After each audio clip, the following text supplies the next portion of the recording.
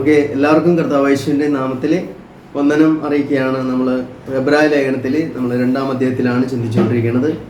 എബ്രായ ലേഖനത്തിൽ 2-ാം അധ്യായം അതിൻ്റെ 7 മുതൽ നാം വായിക്കുമ്പോൾ, പ്രത്യേകിച്ച് നമ്മൾ നീ അവനെ ദൂതന്മാരെക്കാൾ അല്പം മാത്രം താഴ്ത്തി തേജസ്സും ബഹുമാനവും അവനെ അണിയിച്ചിരിക്കുന്നു. നിന്റെ കൈകളുടെ പ്രവൃത്തികൾക്ക് നീ അവനെ അധിപതിയാക്കി സകലവും അവൻ്റെ കാൽ കീഴാക്കി വെച്ചിരിക്കുന്നു എന്ന് ഒരുവൻ ഒരിടത്ത് സാക്ഷ്യം പറയുന്നു. സകലവും അവനെ കീഴാക്കിയതിനാൽ ഒന്നിനെയും കീഴ്പ്പെടുത്താതെ വിട്ടിട്ടില്ല. എന്നാൽ ഇപ്പോൾ സകലവും അവനെ കീഴ്പ്പെട്ടതായി കാണുന്നില്ല. എങ്കിലും ദൈവകൃപയാൽ എല്ലാവർക്കും വേണ്ടി മരണം ആസ്വദിക്കുവാൻ ദൂതന്മാരിലും അല്പം ഒരു താഴ്ച വന്നവനായ യേശു മരണം അനുഭവിച്ചതുകൊണ്ട് അവനെ മഹത്വവും ബഹുമാനവും അണിഞ്ഞവനായി നാം കാണുന്നു. പ്രിയപ്പെട്ടവർ, നമ്മളിന്ന് ഈ ഭാഗത്തിൽ നാം ചിന്തിക്കുമ്പോൾ അവിടെ യേശുവിനെ കുറിച്ച് നമുക്ക് കാണുവാൻ കഴിയുന്ന വളരെ മനോഹരമായിട്ടുള്ളതും ഏറ്റവും യേശുവിൻ്റെ മഹത്വവും വെളിപ്പെടുത്തുന്ന അവൻ്റെ ദിവ്യ സ്വഭാവം എന്ന് പറയുന്നത് നമുക്കിവിടെ വ്യക്തമായിട്ട് കാണാൻ സാധിക്കുകയാണ്. ഇവിടെ ദൈവം പ്രപഞ്ചത്തിൻ്റെ സൃഷ്ടാവ്, അത്യുന്നതനായവൻ. യെശയ്യാവ് അവനെക്കുറിച്ച് പറയണത്, അവൻ, അതായത് നമുക്കൊരു ശിശു ലഭിച്ചിരിക്കുന്നു, നമുക്ക് ഒരു മകൻ ജനിച്ചിരിക്കുന്നു, നമുക്കൊരു ശിശു അല്ലെങ്കിൽ നൽകപ്പെട്ടിരിക്കുന്നു, ആധിപത്യം അവൻ്റെ തോളിലിരിക്കും, അവൻ വീരനാം ദൈവമാണ്, നിത്യപിതാവാണ്, സമാധാന പ്രഭുവാണ്, അത്ഭുത മന്ത്രിയാണ് എന്നൊക്കെയാണ് അവിടെ പറയുന്നത്. വീരനാം ദൈവം, നിത്യപിതാവ്. അപ്പം ഇത്രയും മഹത്വത്തിലിരിക്കുന്ന പ്രപഞ്ചത്തിൻ്റെ സൃഷ്ടാവാണ്. അപ്പം ഈ അത്യുന്നതനായ ദൈവം ഒരു ശിശുവായിട്ട് ലോകത്തിലേക്ക് വരികയാണ്. ഇവിടെ ഒരു ശിശുവായിട്ട് ലോകത്തിൽ വന്ന് ജനിക്കുവാണ്. ശിശുവായിട്ട് ജനിച്ച മകൻ ആരാണ്? എവർലാസ്റ്റിംഗ് ഫാദറാണ്, നിത്യപിതാവ്, അത്ഭുത മന്ത്രി, അതായത് വണ്ടർഫുൾ കൗൺസിലർ, വിസ്മയനീയനായ ഉപദേഷ്ടാവ് എന്നാണ്. ഇത്രയും മഹത്വത്തിലിരിക്കുന്ന ഒരു വ്യക്തി, അവനെ സംബന്ധിച്ച് നോക്കുമ്പോൾ എല്ലാ കാലത്തും സിംഹാസനത്തിലിരിക്കുന്നവൻ, രാജാതി രാജാവ്, രാജാക്കന്മാരുടെ എല്ലാം രാജാവായിരിക്കുന്നവൻ, കർത്താതി കർത്താവായിരിക്കുന്നവൻ, ദൈവാതി ദൈവമായിരിക്കുന്നവനാണ് ഇവിടെ ഒരു ശിശുവായിട്ട് ജനിക്കുന്നത്. അപ്പം ദൂതന്മാരെക്കാളും താണവനായിട്ടാണ് ഈ ലോകത്തിലേക്ക് വന്നതെന്ന് കാണാം.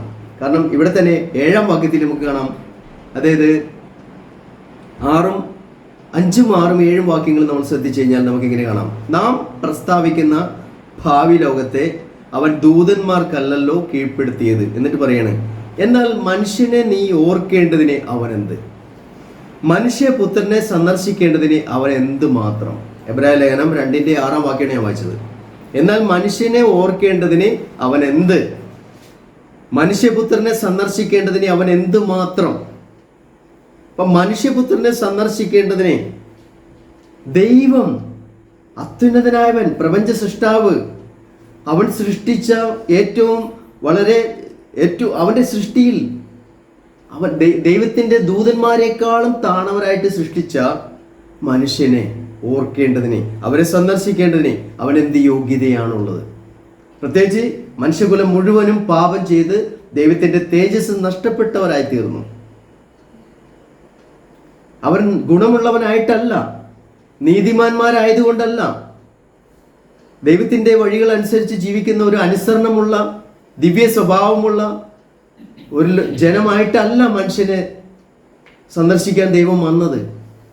പാപം ചെയ്ത് പാപത്തിൻ്റെ ചെളിക്കുണ്ടിൽ താണുപോയ മനുഷ്യനെ കോരിയെടുക്കുവാൻ, അവിടെ നിന്ന് പിടിച്ചു കയറ്റുവാൻ, നരകാഗ്നിക്ക് യോഗ്യനായി തീർന്നവൻ, പാപത്താൽ മരണശിക്ഷയ്ക്ക് വിധിക്കപ്പെട്ടവൻ, അവനെ രക്ഷിക്കാൻ, അവനെ വിടിവിക്കാൻ, അവന് വേണ്ടിയിട്ട് തൻ്റെ ജീവനെ കൊടുക്കുവാൻ, തന്നെത്താൻ ത്യജിച്ച് ഈ ലോകത്തിലേക്ക് വരുവാൻ. അപ്പൊ അതിനു വേണ്ടിയിട്ട് ദൂതന്മാരെക്കാളും അല്പം മാത്രം താഴ്ത്തി, അല്ലെങ്കിൽ മനുഷ്യനെ കുറിച്ച് പറയണേ, ദൂതന്മാരെക്കാൾ അല്പം മാത്രം താഴ്ത്തി തേജസ്സും ബഹുമാനവും അവനെ അണിയിച്ചിരിക്കുന്നു. നിന്റെ കൈകളുടെ പ്രവൃത്തികൾക്ക് നീ അവനെ അധിപതിയാക്കി. ഇതൊക്കെയാണെങ്കിലും മനുഷ്യൻ പാപത്താൽ നഷ്ടപ്പെട്ടു പോയി.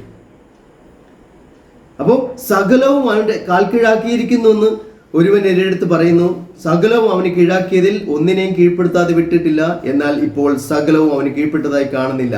എന്നിട്ട് പറയണം, എങ്കിലും ദൈവകൃപയാൽ എല്ലാവർക്കും വേണ്ടി, അതായത് നഷ്ടപ്പെട്ടു പോയ സകല മനുഷ്യർക്കും വേണ്ടി, പാപത്താൽ നഷ്ടപ്പെട്ടു പോയ സർവ മനുഷ്യർക്കും വേണ്ടി, ദൈവകൃപയാൽ എല്ലാവർക്കും വേണ്ടി മരണം ആസ്വദിക്കുവാൻ ദൂതന്മാരിലും അല്പം ഒരു താഴ്ച വന്നവനായ യേശു മരണം അനുഭവിച്ചതുകൊണ്ട് അവനെ മഹത്വവും ബഹുമാനവും അണിഞ്ഞവനായി നാം കാണുന്നു.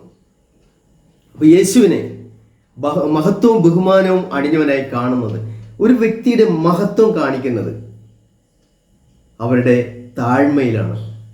കാരണം സദൃശവാക്യത്തിൽ നമുക്ക് വായിക്കാൻ സാധിക്കും,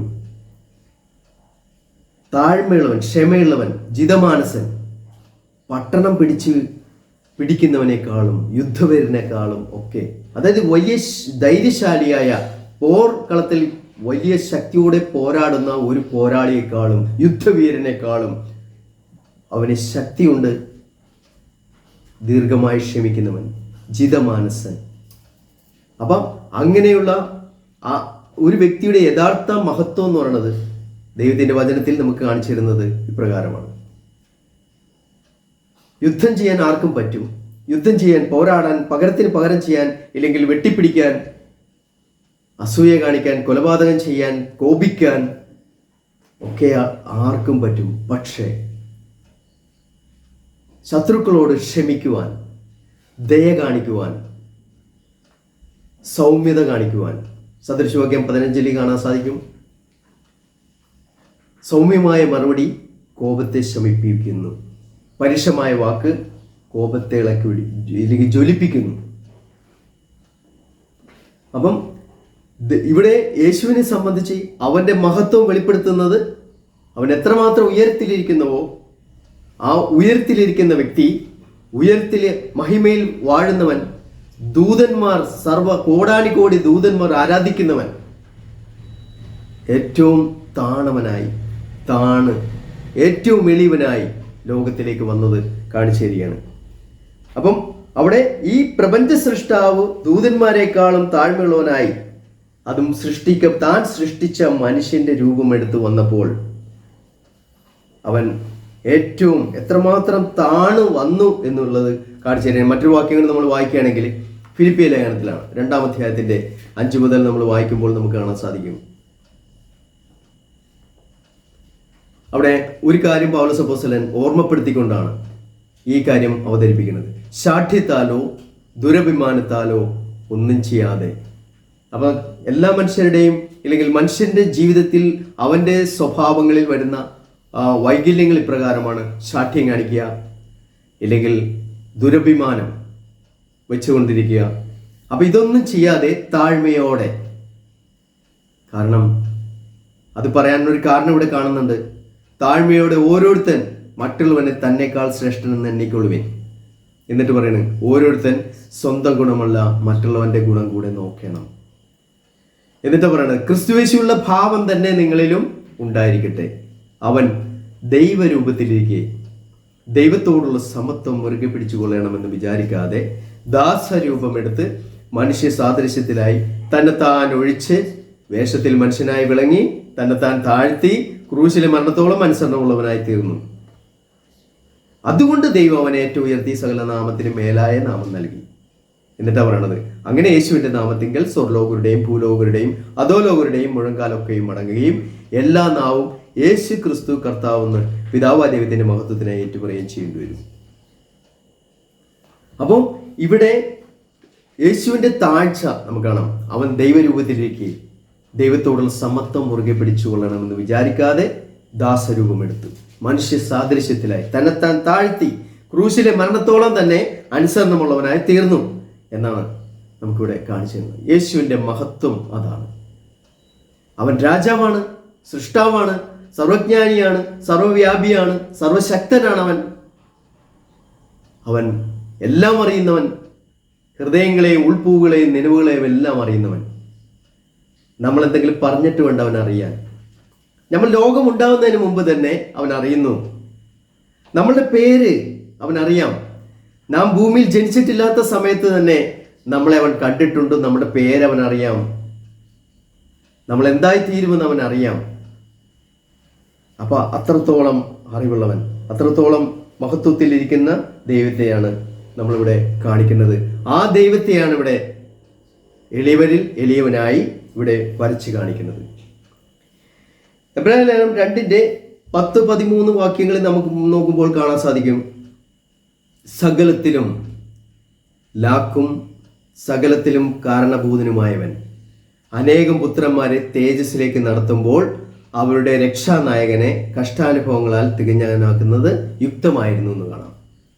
അപ്പം എന്തിനാണ് ഈ താഴ്ന്നു വന്നത്? ദൂതന്മാരെക്കാളും താൻ സൃഷ്ടിച്ച മനുഷ്യൻ, ദൂതന്മാരെക്കാളും താഴ്ത്തി താൻ സൃഷ്ടിച്ചതായ മനുഷ്യരെ നേടുവാൻ, അവരെ വിടുവിക്കുവാൻ, വീണ്ടെടുക്കുവാൻ, അവരെ പാപത്തിന്റെ ചെളിക്കുണ്ടിൽ നിന്നും കരകയറ്റുവാൻ യേശു അവൻ സ്വർഗത്തിൽ നിന്ന്, സ്വർഗീയനായവൻ സ്വർഗം വിട്ടുകൊണ്ട് ഭൂമിയിലേക്ക് ഇറങ്ങി വന്നതിൻ്റെ ഉദ്ദേശം എന്താണ്?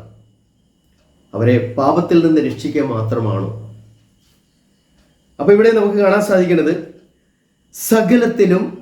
സകലത്തിനും ലാക്കും സകലത്തിനും കാരണഭൂതനുമായവൻ അനേകം പുത്രന്മാരെ തേജസ്സിലേക്ക് നടത്തുമ്പോൾ, അപ്പം യേശുവിൻ്റെ മനുഷ്യാവതാരത്തിന്റെ ലക്ഷ്യം തന്നെ, യേശുവിൻ്റെ വരവിന് ഒരു ലക്ഷ്യമുണ്ട്. നമുക്ക് വ്യക്തമായിട്ട് കാണാൻ സാധിക്കും. അവൻ സ്വർഗാദി സ്വർഗത്തിൽ സിംഹാസനത്തിൽ ഇരിക്കുന്ന ദൈവമാണ്. പക്ഷെ തന്നെത്താൻ താഴ്ത്തി. എന്തിനാ വന്നത്? മനുഷ്യരെ, ജനത്തെ, തൻ്റെ സ്വന്തം ജനത്തെ, മത്തായി സുവിശേഷം 1:21 കാണാൻ സാധിക്കുന്ന പോലെ അവൻ തൻ്റെ ജനത്തെ അവരുടെ പാപങ്ങളിൽ നിന്ന് മോചിപ്പാൻ വന്നു. പാപങ്ങളിൽ നിന്ന് മോചിക്കുക മാത്രമാണോ അവൻ്റെ ലക്ഷ്യം? ഇവിടെ നിന്ന് വീണ്ടും എബ്രായ ലേഖനത്തിൽ അത് ഒന്നുകൂടി കാണിച്ചു തരികയാണ്. അനേകം പുത്രന്മാരെ തേജസ്സിലേക്ക് നടത്തുമ്പോൾ. അപ്പൊ അവിടെ തേജസ്സിലേക്ക് നടത്തുകയാണ്. അവൻ്റെ ലക്ഷ്യത്തിന്റെ, അവൻ്റെ വരവിന്റെ ഉദ്ദേശം, വരവിന്റെ ലക്ഷ്യം നമുക്ക് കാണിച്ചു തരികയാണ്. അപ്പം താഴ്ന്നതിന്റെ ഉദ്ദേശം അനേകം പുത്രന്മാരെ തേജസ്സിലേക്ക് നടത്തുക. നമുക്ക് വീണ്ടും തെസ്സലോനിക്കർക്ക് എഴുതിയ ലേഖനത്തിൽ 2 തെസ്സലോനിക്ക 2-ാം അധ്യായത്തിന്റെ 14-ാം വാക്യം നാം ശ്രദ്ധിക്കുമ്പോൾ നമുക്കിങ്ങനെ കാണാൻ സാധിക്കും. 2 തെസ്സലോനിക്ക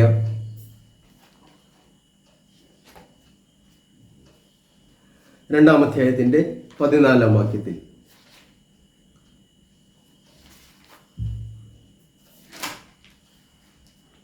നമ്മുടെ കർത്താവായ യേശു ക്രിസ്തുവിന്റെ മഹത്വം പ്രാപിക്കുവാനല്ലോ അവൻ ഞങ്ങളുടെ സുവിശേഷ ഘോഷണത്താൽ നിങ്ങളെ രക്ഷയ്ക്ക് വിളിച്ചത്. ഇന്ന് സുവിശേഷ ഘോഷണത്തിലൂടെ, സുവിശേഷത്തിലൂടെ ആളുകളെ രക്ഷയിലേക്ക് വിളിക്കുന്നതിൻ്റെ ഉദ്ദേശം എന്താണ്? ഇല്ലെങ്കിൽ യേശു ലോകത്തിൽ വന്ന് സകല മനുഷ്യരുടെയും പാപങ്ങൾക്ക് വേണ്ടി മരിച്ചത്, അടക്കപ്പെട്ടത്, ഉയർത്തെഴുന്നേറ്റത്, അവൻ തൻ്റെ ബ്ലഡ്, അവൻ്റെ സ്വന്തം രക്തം ചൊരിഞ്ഞത്, ഇതൊക്കെ എന്തിനു വേണ്ടിയിട്ടാണ്? അപ്പം നമ്മളെ ഇവിടെ ഈ വാക്യത്തിൽ നമ്മൾ വായിച്ച പോലെ 2 തെസ്സലോനിക്ക അതിൻ്റെ 2-ാം അധ്യായം 14-ാം വാക്യത്തിൽ വായിച്ചതുപോലെ നമ്മുടെ കർത്താവായ യേശു ക്രിസ്തുവിന്റെ മഹത്വം പ്രാപിക്കുവാനല്ലോ അവൻ ഞങ്ങളുടെ സുവിശേഷ ഘോഷണത്താൽ നിങ്ങളെ രക്ഷയ്ക്ക് വിളിച്ചത്. എന്തിനാണ് രക്ഷയ്ക്ക് വിളിച്ചത്? രക്ഷയ്ക്ക് വിളിച്ചത് എന്തിനാണ്? നമ്മുടെ കർത്താവായ യേശു ക്രിസ്തുവിന്റെ മഹത്വം, ഗ്ലോറി, അവൻ്റെ തേജസ് പ്രാപിക്കുവാൻ. അപ്പം അവൻ നമ്മളെ രക്ഷിക്കുന്നതും വീണ്ടെടുക്കുന്നതും പാപങ്ങളെ കഴുകിക്കളയുന്നതും നമ്മളെ ശുദ്ധീകരിച്ച് വെടിപ്പാക്കി നിർമ്മലമായ ഒരു ഹൃദയവും പുതിയൊരു ഹൃദയവും അവൻ്റെ ആത്മാവിനെ എല്ലാം തന്നുകൊണ്ട് നമ്മളെ അവൻ വീണ്ടും ജനിപ്പിച്ചത് എന്തിനു വേണ്ടിയിട്ടാണ്? നമ്മെ തേജസ്സിലേക്ക് നടത്താൻ, തേജസ്സിലേക്ക് കൊണ്ടുപോവുകയാണ് കർത്താവിൻ്റെ ലക്ഷ്യം എന്നാണ് നമുക്കിവിടെ കാണാൻ സാധിക്കുന്നത്. അപ്പോൾ അനേകം പുത്രന്മാരെ തേജസ്സിലേക്ക് നടത്തുക, നമ്മളെ മക്കളാക്കി. ഒന്നാമത് സഹോദരന്മാരെന്നൊക്കെ നമ്മൾ പറയുന്നുണ്ട് അവിടെ. വീണ്ടും നമുക്ക് റോമാലേഖനത്തിൻ്റെ 8-ാം അധ്യായം 29-30 വാക്യങ്ങൾ നമ്മൾ വായിക്കുമ്പോൾ, റോമാലേഖനത്തിൽ 8-ാം അധ്യായത്തിൽ നമുക്ക് വായിക്കുമ്പോൾ ഇങ്ങനെ കാണാൻ സാധിക്കും.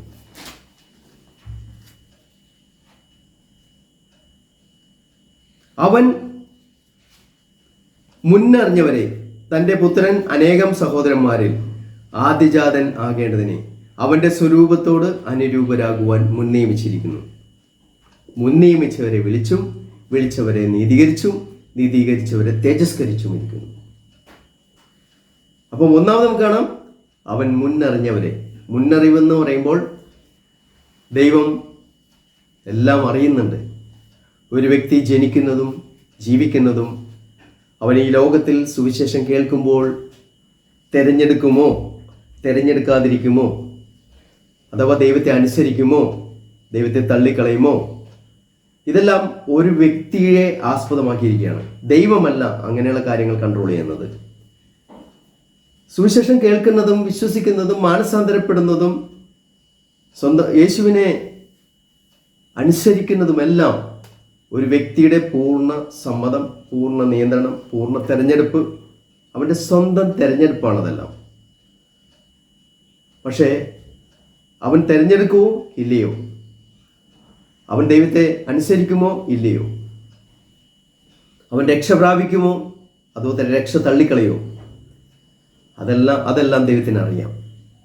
എന്നാൽ ഇവിടെ നമുക്ക് കാണാൻ സാധിക്കും, ദൈവം എല്ലാവർക്കും വേണ്ടിയിട്ടാണ് മരിച്ചത്. തൻ്റെ ജനം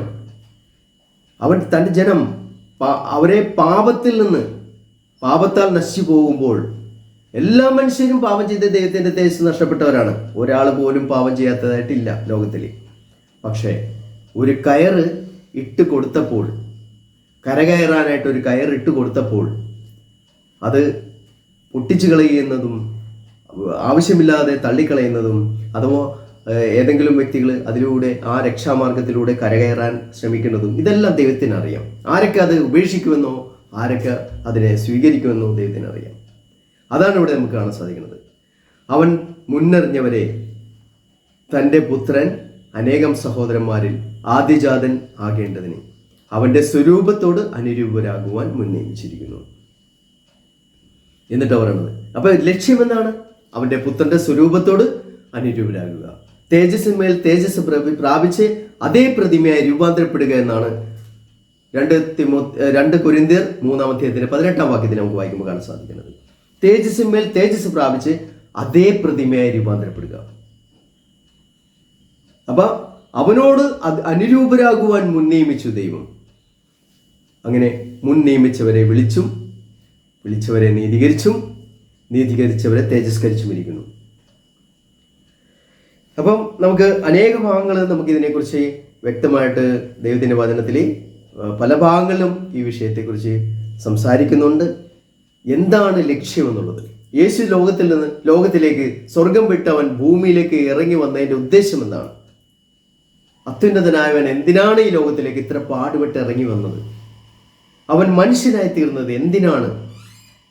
ദൈവത്തിന്റെ മഹത്വത്തിൽ അവന്റെ സിംഹാസനത്തിൽ സർവ്വദൂതന്മാരുടെയും ആരാധന കേന്ദ്രമായി വാഴുന്നവൻ രാജാതി രാജാവ് എന്തിനാണ് ഇറങ്ങി വന്നത്?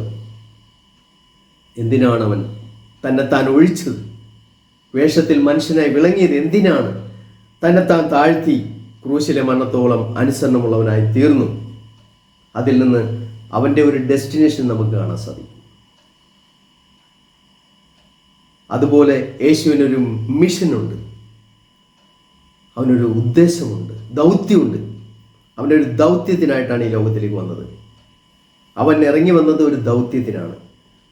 തൻ്റെ അനേകം പുത്രന്മാരെ തേജസ്സിലേക്ക് നടത്തുക, അനേകരെ പാപത്തിൽ നിന്ന് വീണ്ടെടുക്കുക, രക്ഷിക്കുക, അതിനുവേണ്ടി യാഗമാകുക, പൂർണ്ണമായ ഒരു പാപപരിഹാരം നൽകുന്ന, എന്നേക്കും മനുഷ്യന് പാപപരിഹാരം നൽകുന്ന ഒരു മഹായാഗം യേശുവിലൂടെ അർപ്പിക്കപ്പെടുകയാണ്.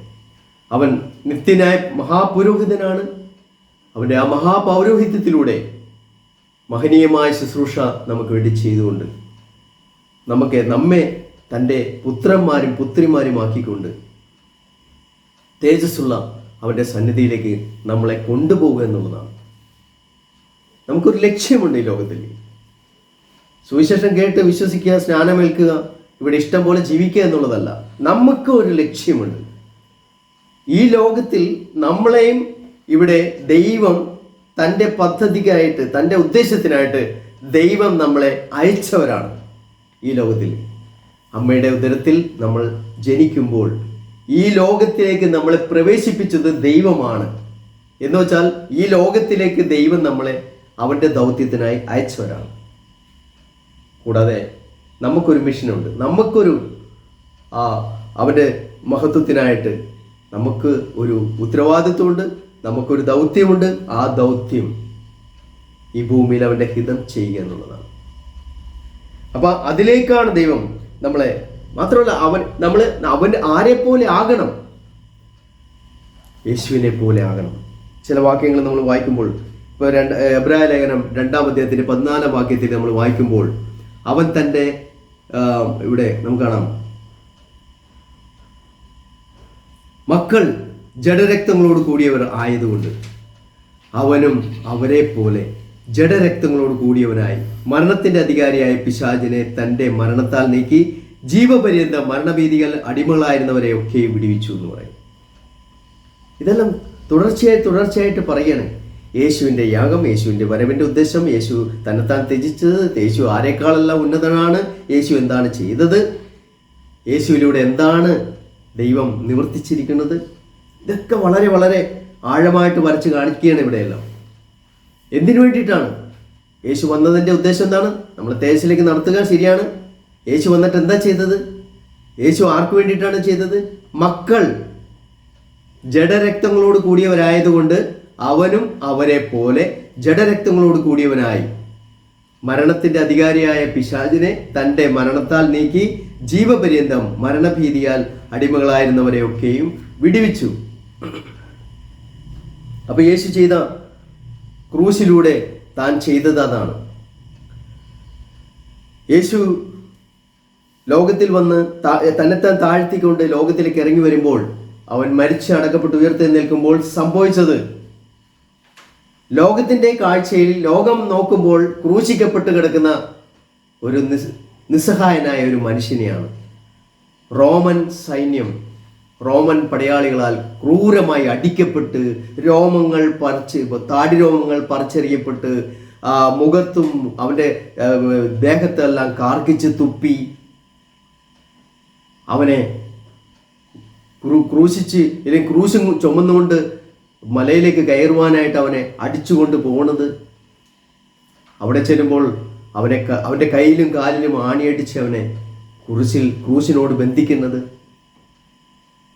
നഗ്നനായി ക്രൂശിൽ കിടക്കുന്നത് പരിഹാസ വിഷയമായി ലോകം കാണുന്ന ഒരു പരിഹാസ വിഷയമായിട്ട് കിടക്കുന്ന ഒരു വ്യക്തി. പക്ഷെ അതിൻ്റെ പിന്നിലുള്ള ചിത്രം നമ്മൾ പരിശോധിച്ച് കഴിഞ്ഞാൽ ഇവിടെ നമുക്ക് കാണാം, മക്കൾ ജഡരക്തങ്ങളോട് കൂടിയവർ ആയതുകൊണ്ട് അവനും അവരെ പോലെ ജഡരക്തങ്ങളോട് കൂടിയവനായി മരണത്തിൻ്റെ അധികാരിയായ പിശാചിനെ തൻ്റെ മരണത്താൽ നീക്കി. തൻ്റെ മരണത്തിൽ പിശാച് തോൽക്കുകയായിരുന്നു.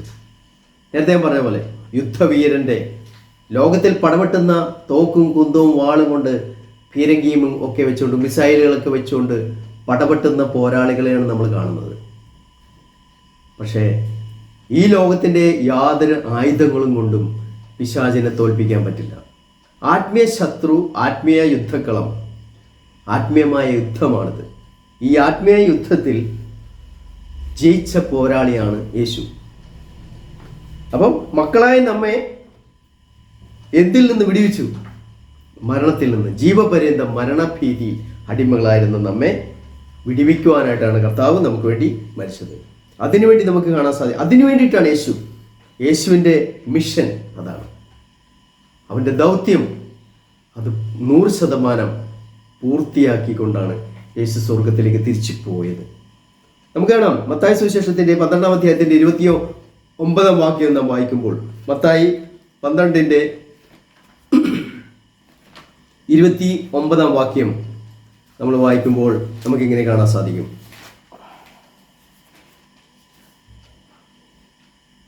ബലവാനെ പിടിച്ച് കെട്ടിയിട്ടല്ലാതെ ബലവാന്റെ വീട്ടിൽ കടന്ന് അവന്റെ കോപ്പ് കവർന്ന് കളയുവാൻ എങ്ങനെ കഴിയും? പിടിച്ചു കെട്ടിയാൽ പിന്നെ അവന്റെ വീട് കവർച്ച ചെയ്യാം. ബലവാനെ പിടിച്ചു കെട്ടിയിട്ടല്ലാതെ. ഇപ്പൊ ഇവിടെ ബലവാൻ ആരാണ്? പാപത്തിലൂടെ മനുഷ്യനെ ബന്ധിച്ച് മനുഷ്യനെ അടിമകളാക്കിയിരിക്കുന്ന പിശാചാണ് ബലവാൻ. ഈ ബലവാനെ പിടിച്ചു കെട്ടി അവന്റെ കയ്യിലുള്ള ആത്മാക്കളെ വിടുവിച്ചതാരാണ്? യേശുവാണ്. അതിനെക്കുറിച്ചാണ് ഇവിടെ പറയുന്നത്. ബലവാനെ പിടിച്ച് കെട്ടിയിട്ടല്ലാതെ ബലവാന്റെ വീട്ടിൽ കയറി അവന്റെ കോപ്പ് കവർന്നു കളയുവാൻ എങ്ങനെ കഴിയും? പിടിച്ചു കെട്ടിയാൽ പിന്നെ അവന്റെ വീട് കവർച്ച ചെയ്യാം. പിശാചിനെ യേശു ബന്ധിച്ചു തന്റെ മരണത്തിലൂടെ. നമുക്ക് കൊലോസ്യർ ലേഖനം 2:15 വാക്യത്തിൽ നമ്മൾ വായിക്കുമ്പോൾ ഒന്നുകൂടി നമുക്ക് കാണാൻ സാധിക്കും. കൊലോസ്യർക്ക് എഴുതിയ ലേഖനത്തിൽ 2-ാം അധ്യായത്തിന്റെ 15 വാക്യത്തിൽ നമുക്ക് ഇങ്ങനെ കാണാൻ സാധിക്കും. വാഴ്ചകളെയും അധികാരങ്ങളെയും ആയുധവർഗം വെപ്പിച്ച് ക്രൂശിൽ അവരുടെ മേൽ ജയോത്സവം കൊണ്ടാടി അവരെ പരസ്യമായി കാഴ്ചയാക്കി. അപ്പം ക്രൂശിൽ എന്താ സംഭവിച്ചത്? ലോകം നോക്കുമ്പോൾ പരാജയപ്പെട്ട ഒരു മരണം, അതാണ് ലോകം കണ്ടത്. പക്ഷെ യേശു മരിച്ചു, അടക്കപ്പെട്ടു. 3-ാം ദിവസം അവൻ ഉയർത്തെഴുന്നേറ്റു. പിശാചിന്റെ തല തകർന്നു, അധികാരം തകർത്തു. വാഴ്ചകളെയും അധികാരങ്ങളെയും അവിടെ ആയുധവർഗം വെപ്പിച്ചു. അവൻ ക്രൂശിൽ ഈ അന്ധകാര ശക്തികളുടെ മേൽ ജയോത്സവം കൊണ്ടാടിയവൻ. അങ്ങനെ അവരെ പരസ്യമായി കാഴ്ചയാക്കി. യേശു വിജയിക്കുകയായിരുന്നു. 1 യോഹന്നാൻ 3:8 നമുക്ക് വായിക്കാൻ സാധിക്കും. പിശാചിന്റെ പ്രവൃത്തികളെ അഴിപ്പാൻ തന്നെ ദൈവപുത്രൻ പ്രത്യക്ഷനായി. അതായത് നമുക്കിവിടെ 1 യോഹന്നാൻ 3:8 വാക്യത്തിൽ നമുക്ക് ഇങ്ങനെ കാണാം. പാപം ചെയ്യുന്നവൻ പിശാചിന്റെ മകനാകുന്നു. പിശാച് ആദ്യം മുതൽ പാപം ചെയ്യുന്നുവല്ലോ. പിശാചിന്റെ പ്രവൃത്തികളെ അഴിക്കുവാൻ തന്നെ ദൈവപുത്രൻ പ്രത്യക്ഷനായി. പിശാച് കെട്ടിവെച്ചിരിക്കുന്നതിനെ അഴിക്കുവാൻ അവൻ പ്രത്യക്ഷനായി. യേശു അവിടെ വിജയിക്കുകയായിരുന്നു. സാത്താനുമായുള്ള പോരാട്ടത്തിൽ, യുദ്ധത്തിൽ യേശു ജയിക്കുകയായിരുന്നു. അവനെ ബന്ധിച്ചു. വെളിപ്പാട് പുസ്തകം 20-ാം അധ്യായത്തിന്റെ 2-ാം വാക്യത്തിൽ നമ്മൾ വായിക്കുമ്പോൾ, വെളിപ്പാട് പുസ്തകത്തിന്റെ 20-ൽ 2-ാം വാക്യം നമുക്കിങ്ങനെ വായിക്കാൻ സാധിക്കും. അവൻ പിശാചും സാത്താനും എന്നുള്ള പഴയ പാമ്പായ മഹാസർപ്പത്തെ, അവൻ പിശാചും സാത്താനും എന്നുള്ള പഴയ പാമ്പായ മഹാസർപ്പത്തെ പിടിച്ച് 1000 ആണ്ടിലേക്ക് ചങ്ങലയിട്ടു. അപ്പം നമുക്കിവിടെ കാണാൻ സാധിക്കുകയാണ്, യേശുവിൻ്റെ മരണത്തിലാണ് ഇതെല്ലാം സംഭവിച്ചത്. പിശാച് പരാജയപ്പെട്ടത്, പിശാചിനെ പിടിച്ച് കെട്ടിയത്, ബന്ധിച്ചത്, അവൻ്റെ പ്രവർത്തനങ്ങൾക്ക് പരിമിതി വെച്ചത്. അവൻ പ്രവർത്തിക്കുന്നുണ്ട്, അവനെ കൊന്നിട്ടില്ല, അവനെ നശിപ്പിച്ചിട്ടില്ല, നരകത്തിലേക്ക് കൊണ്ടുപോയിട്ടില്ല. അവനെ ബന്ധിച്ചു. അവൻ്റെ പരിമിതികൾക്ക്, ഇല്ലെങ്കിൽ അവൻ്റെ പ്രവൃത്തികൾക്ക് ലിമിറ്റ് വെച്ചു, പരിമിതി വെച്ചു. അവനിപ്പോൾ പല്ലുകൊഴിഞ്ഞൊരു സിംഹമാണ്. അലറാൻ പറ്റും, പക്ഷേ അവന് നമ്മളെ വന്ന് ആക്രമിക്കുവാൻ, നമ്മളെ നശിപ്പിക്കുവാനായിട്ട് നമ്മുടെ ഇടയിലേക്ക് വരാൻ പറ്റില്ല. പക്ഷെ നമ്മൾ അവൻ്റെ അടുത്തേക്ക് ചെന്നാൽ, നമ്മൾ അവൻ്റെ വരുതിയിലേക്ക് പോയാൽ അവൻ നമ്മളെ ഉപദ്രവിക്കും. പക്ഷെ അവന് ലിമിറ്റ് വെച്ചിട്ടുണ്ട്. അവനെ കയറുകൊണ്ട് കെട്ടിയ പേപ്പട്ടിയെ പോലെയാണ്. അതിന് ചുറ്റും കിടന്ന് കറങ്ങാൻ മാത്രമേ അവന് പറ്റുള്ളൂ. അപ്പോൾ അതുകൊണ്ട് നമുക്ക് വ്യക്തമായിട്ട് കാണാൻ സാധിക്കുന്നു, നാം യേശുവിനെ പോലെ ആയിത്തീരുക എന്നുള്ളതാണ് അവൻ്റെ ഈ വരവിൻ്റെ ഉദ്ദേശം. യേശു മരിച്ചത് മക്കൾ ജഡരക്തങ്ങളോട് കൂടിയവരായതുകൊണ്ട് അവനും അവരെ പോലെ ജഡരക്തങ്ങളോട് കൂടിയവനായി മരണത്തിൻ്റെ അധികാരിയായ പിശാചിനെ തൻ്റെ മരണത്താൽ നീക്കി ജീവപര്യന്തം മരണവീതിയിൽ അടിമകളായിരുന്നവരെയൊക്കെ വിടിവിച്ചത്. അതിനുവേണ്ടി അവൻ തന്നെത്താൻ താഴ്ത്തി ക്രൂശിലെ മരണത്തോളം അനുസരണമുള്ളവനായി തീർന്നത്. യേശു തന്നെത്താൻ ഒഴിച്ചത്, ദൈവരൂപത്തിലേക്ക് ദൈവത്തോടുള്ള സമത്വം മുറുകെ പിടിക്കാതെ ഇറങ്ങി വന്നത്, ഒരു ശിശുവായി ജനിച്ചത്, എവർലാസ്റ്റിംഗ് ഫാദർ, വീരനാം ദൈവം, നിത്യമായ പിതാവ്, അത്ഭുത മന്ത്രി.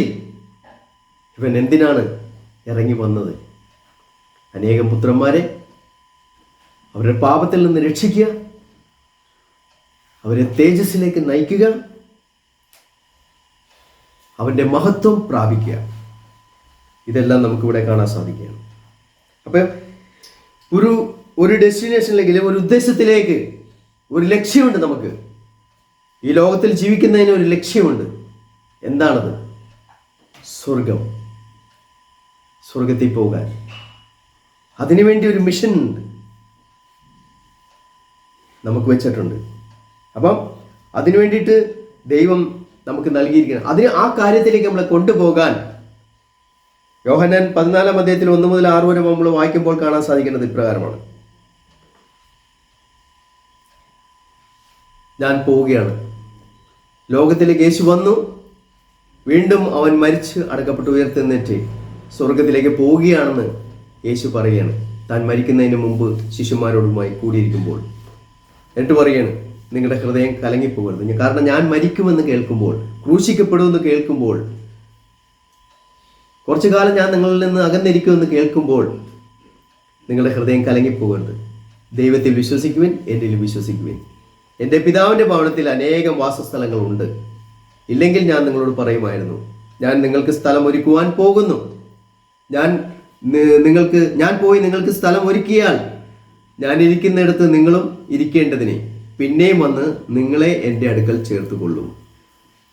അപ്പം എന്തിലേക്കാണ് പോണത്? ഒന്ന് അവരോട് പറഞ്ഞു, എൻ്റെ പിതാവിൻ്റെ ഭവനത്തിൽ. എവിടെ നിന്നാണ് യേശു വന്നത്? യേശു വന്നത് സ്വർഗത്തിൽ നിന്നാണ്. ഒരു മിഷനായിട്ട് യേശു വന്നു, ഒരു ദൗത്യത്തിനായിട്ട് യേശു വന്നൂടെ. ആ ദൗത്യം പൂർത്തീകരിച്ചിട്ട് യേശു തിരിച്ച് കടന്നു പോകാൻ പോവുകയാണ്. അപ്പം അങ്ങനെ പോകുമ്പോൾ യേശു പറയാണ്, ഞാൻ പോയി നിങ്ങൾക്ക് സ്ഥലം ഒരുക്കാൻ പോവുകയാണ്. അപ്പം ആ ദൗത്യം ഇവിടെ ഭൂമിയിൽ മനുഷ്യാവതാരത്തിൻ്റെ ദൗത്യം യേശു പൂർത്തീകരിച്ചു. പക്ഷേ യേശു ഇപ്പോഴും എന്ത് ചെയ്തുകൊണ്ടിരിക്കുകയാണ്? വഴി നമുക്ക് വേണ്ടി സ്ഥലം ഒരുക്കുവാൻ അവിടെ കടന്നുപോയി. എന്നിട്ട് എന്താ ചെയ്യണത്? അവൻ ഞാനിരിക്കുന്നിടത്ത് നിങ്ങളും ഇരിക്കേണ്ടതിന് പിന്നെയും വന്ന് നിങ്ങളെ എൻ്റെ അടുക്കൽ ചേർത്തുകൊള്ളും. യേശുവിൻ്റെ ഉദ്ദേശം എന്താണ്? ഈ വരവിൻ്റെ, ഈ ദൗത്യത്തിൻ്റെ ഉദ്ദേശം എന്താണ്? യേശു അവൻ ഇരിക്കുന്നിടത്ത്, മഹിമയുടെ രാജാവാണ്, മഹത്വത്തിലിരിക്കുന്ന പ്രപഞ്ചത്തിൻ്റെ സൃഷ്ടാവും ഉടയനാഥനും രാജാവും സർവത്തിൻ്റെയും അധിപതിയായ ദൈവം. സ്വർഗത്തിൽ പ്രിയപ്പെട്ടവരെ നമുക്ക് കാണാൻ സാധിക്കും, സ്വർഗത്തിലെ അട്രാക്ഷനായിട്ടുള്ള വേറൊരു കാര്യമല്ല അവിടെ ഉള്ളത്. സ്വർഗത്തിൽ നമ്മളെ ആകർഷിക്കുന്ന അല്ലെങ്കിൽ അട്രാക്ഷനായിട്ടുള്ള ഏക കാര്യം എന്നുള്ളത് സൗന്ദര്യത്തിൻ്റെ സമ്പൂർണതയായ യേശുവാണ്. മഹത്വത്തിൽ രാജാതിരാജാവായി വാഴുന്ന, മഹിമയിൽ ജയിച്ച് വാഴുന്നവൻ രാജാതിരാജാവായ യേശുവാണ്. അവനാണ് സ്വർഗത്തിൻ്റെ പ്രമോദ വിഷയം. ആ യേശുവിനെ, അവനെയാണ് നമുക്ക് കാണിച്ചിരുന്നത്. അവനിരിക്കുന്നിടത്ത് നമ്മളെ കൊണ്ടുപോകുക എന്നുള്ളതാണ്.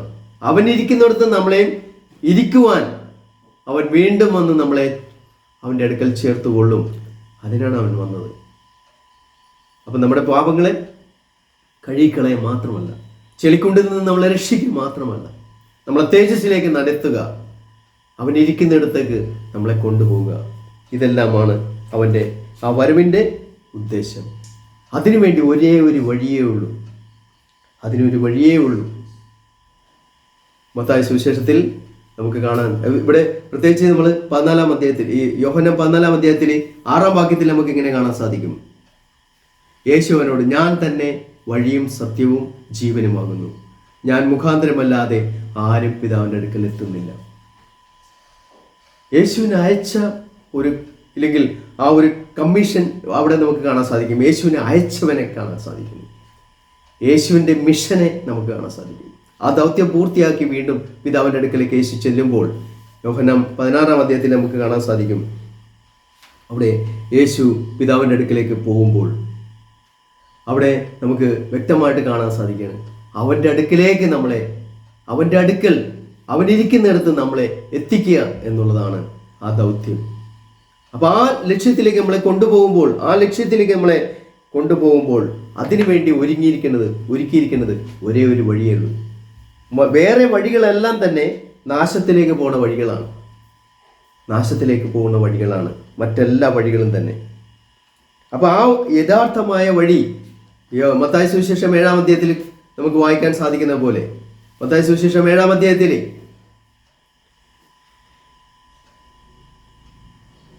13 വാക്യത്തിൽ നമുക്ക് കാണാൻ സാധിക്കും, ഇടുക്കുവാതിലൂടെ അകത്ത് കടക്കുവിൻ. നാശത്തിലേക്ക് പോകുന്ന വാതിൽ വഴി വീതിയുള്ളതും വഴി വിശാലവും, അതിൽ കൂടി കടക്കുന്നവർ അനേകരുമാകുന്നു. അപ്പോൾ ജീവനിലേക്ക് കടക്കുന്ന വാതിൽ, അതായത് രക്ഷയിലേക്ക്, ഇടുക്കുവാതിലൂടെ അകത്ത് കടപ്പിൻ എന്നാ പറയുന്നത്. ഇടുക്കുവാതിലൂടെ അകത്ത് കടക്കുവിൻ. നാശത്തിലേക്ക് പോകുന്ന വാതിൽ വീതിയുള്ളതും വഴി വിശാലവും, അതിൽ കൂടി കടക്കുന്നവരും അനേകരുമാണ്. എന്നാൽ 14 ഭാഗത്തിൽ കാണാം, ജീവങ്കിലേക്ക് പോകുന്ന വാതിൽ ഇടുക്കവും വഴി ഞെരുക്കവും ഉള്ളത്, അത് കണ്ടെത്തുന്നവർ ചുരുക്കമത്രേ. അപ്പൊ ജീവനിലേക്ക് ഒരേ ഒരു വഴി മാത്രമേ ഉള്ളൂ. ആ വഴിയും സത്യവും ജീവനുമായ യേശുവാണ്. അപ്പം യേശുവിലേക്കാണ്, ആ ഒരു ലക്ഷ്യത്തിലേക്കാണ് നമ്മളെ കൊണ്ടുപോകുന്നത്. പോകുവാൻ ഒരേ ഒരു വഴിയുണ്ട്, ഒരേ ഒരു വാതിലുണ്ട്. ഇടുക്കുവാതിലാണത്, അതും യേശു തന്നെയാണ്. വഴി യേശുവാണ്. എവിടേക്കാണ് കൊണ്ടുപോകുന്നതെന്ന് വെച്ചാൽ അവനിരിക്കുന്ന ഇടത്തേക്ക്, അവനിരിക്കുന്നിടത്ത് നമ്മളും ആയിരിക്കേണ്ടതിനെ, അതായത് നമ്മെ സ്വർഗത്തിലേക്ക് കൊണ്ടുപോകാൻ അവൻ ഭൂമിയിലേക്ക് ഇറങ്ങി വന്നു എന്നാണ് നമ്മളെ ഇവിടെ എബ്രായ ലേഖനത്തിൽ നമ്മളെ ഓർമ്മപ്പെടുത്തുന്നത്. അത് അവൻ എബ്രായ ലേഖനത്തിൽ നമ്മളെ ഓർമ്മപ്പെടുത്തുമ്പോൾ നമുക്ക് എങ്ങനെ കാണിച്ചു തരുന്നതെന്ന് ചോദിച്ചാൽ 2-ാം അധ്യായത്തിൻ്റെ 7-ാം വാക്യം മുതൽ 7-9 വാക്യങ്ങൾ വീണ്ടും നമ്മൾ ഒന്നുകൂടി ചിന്തിക്കുകയാണെങ്കിൽ നമുക്ക് കാണാൻ സാധിക്കുകയാണ്. പ്രത്യേകിച്ച് 9-ാം വാക്യത്തിൽ, എങ്കിലും ദൈവകൃപയാൽ എല്ലാവർക്കും വേണ്ടി മരണം ആസ്വദിക്കുവാൻ ദൂതന്മാരിലും അല്പം ഒരു താഴ്ച വന്നവനായ യേശു മരണം അനുഭവിച്ചതുകൊണ്ട് അവനെ മഹത്വവും ബഹുമാനവും അണിഞ്ഞവനായി നാം കാണുന്നു. അപ്പൊ അവൻ എന്തിനു വേണ്ടിയിട്ടാണ് വന്നതെന്ന് നാം ചിന്തിക്കുകയാണ്. ഇവിടെ 10-ാം വാക്യത്തിൽ നമുക്ക് കാണാം, സകലത്തിലും ലാക്കും സകലത്തിനും കാരണഭൂതനുമായവൻ, അതായത് യേശു അനേകം പുത്രന്മാരെ തേജസ്സിലേക്ക് നടത്തുമ്പോൾ, നമ്മെ അനേകം പുത്രന്മാരെന്ന് പറയുമ്പോൾ അവനെ കേൾക്കുന്നവൻ, അവനെ വിശ്വസിക്കുന്നവൻ, അവൻ്റെ വഴിയിൽ ആഗ്രഹിക്കുന്നവൻ, പാപങ്ങളെ കഴുകപ്പെടുവാൻ അവന് വേണ്ടി തന്നെ അർപ്പിച്ചുകൊണ്ട് യേശുവിനായി ജീവിതം അവനായി കൊടുക്കുവാൻ ആഗ്രഹിക്കുന്ന ഏത് മനുഷ്യനെയും ഏത് വ്യക്തിയെയും കർത്താവ് സ്വീകരിക്കുകയാണ്. അപ്പോൾ അങ്ങനെയുള്ളവരെ, അനേകം പുത്രന്മാരെ തേജസ്സിലേക്ക് നടത്തുമ്പോൾ അവരുടെ രക്ഷാനായകനെ, അതായത് കർത്താവ് യേശുവിനെ കഷ്ടാനുഭവങ്ങളാൽ തികഞ്ഞവനാക്കുന്നത് യുക്തമായിരുന്നു. അവൻ തന്നെ നമുക്ക് ഒരു മാതൃകയായി ഇതെല്ലാം ചെയ്ത് സഹിച്ചു നമുക്ക് വേണ്ടി ഏറ്റവും താഴ്മയുടെ ഏറ്റവും ഉന്നതമായ ഉദാഹരണമായിട്ട് യേശു നമുക്ക് വേണ്ടി ജീവിച്ചു. അവൻ നമുക്ക് മാതൃകയായി ഒരു കാൽച്ചുവട് വെച്ചിട്ട് പോയിരിക്കുന്നു. ആ കാൽച്ചുവട് പിന്തുടരുവാൻ നമ്മളെ അവിടുന്ന് അവൻ വിളിക്കുകയാണ്. അതിലേക്ക് നമ്മളെ അവിടുന്ന് ആകർഷിക്കുകയാണ്, നടത്തുകയാണ്. അതിനുവേണ്ടി അവൻ തന്നെ നമ്മെ കൂടെ ഇരുന്നുകൊണ്ട് സഹായിക്കുവാനാണ് അവൻ്റെ പരിശുദ്ധാത്മാവിനെ നമുക്ക് നൽകിയത്. റോമർക്ക് എഴുതിയ ലേഖനം 8-ാം അധ്യായം 9-ാം വാക്യം മുതൽ നമ്മൾ വായിക്കുമ്പോൾ നമുക്ക് കാണാൻ സാധിക്കുന്നതാണ്. ദൈവത്തിൻ്റെ ആത്മാവിനെ ദൈവം നമ്മുടെ ഉള്ളിൽ നൽകി. അത് ക്രിസ്തുവിൻ്റെ ആത്മാവാണ്, പിതാവിൻ്റെ ആത്മാവാണ്, യേശുവിനെ മരിച്ചവരിൽ നിന്ന് ഉയർപ്പിച്ചവൻ്റെ ആത്മാവാണ്, ദൈവത്തിൻ്റെ പരിശുദ്ധാത്മാവാണ്.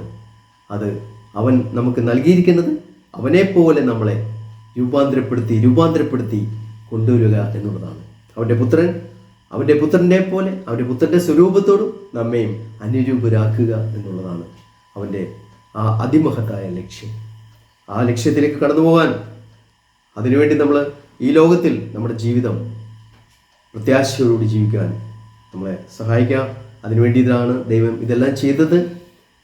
നമ്മൾ ഈ ലോകത്തിൽ വെറുതെ ഈ ലോകത്തിൽ രക്ഷിക്കപ്പെട്ടു, ഇല്ലെങ്കിൽ പാപങ്ങൾ കഴുകപ്പെട്ടു, നമുക്ക് യാതൊരു അതോടുകൂടി നമ്മുടെ ജോലിയെല്ലാം തീർന്നു എന്നുള്ളതല്ല.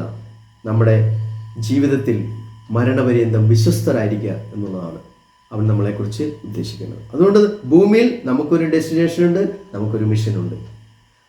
അതിലേക്ക് ദൈവം നമ്മളെ കൊണ്ടുപോകാൻ ദൈവം നമ്മുടെ കൂടെ എപ്പോഴും പ്രവർത്തിക്കുമാറാകട്ടെ. കേൾക്കുന്ന എല്ലാവർക്കും വേണ്ടി പ്രത്യേകമായിട്ട് ഈ ക്ലാസ്സിലൂടെ പങ്കെടുക്കുന്ന എല്ലാവരെയും കർത്താവ് സഹായിക്കട്ടെ.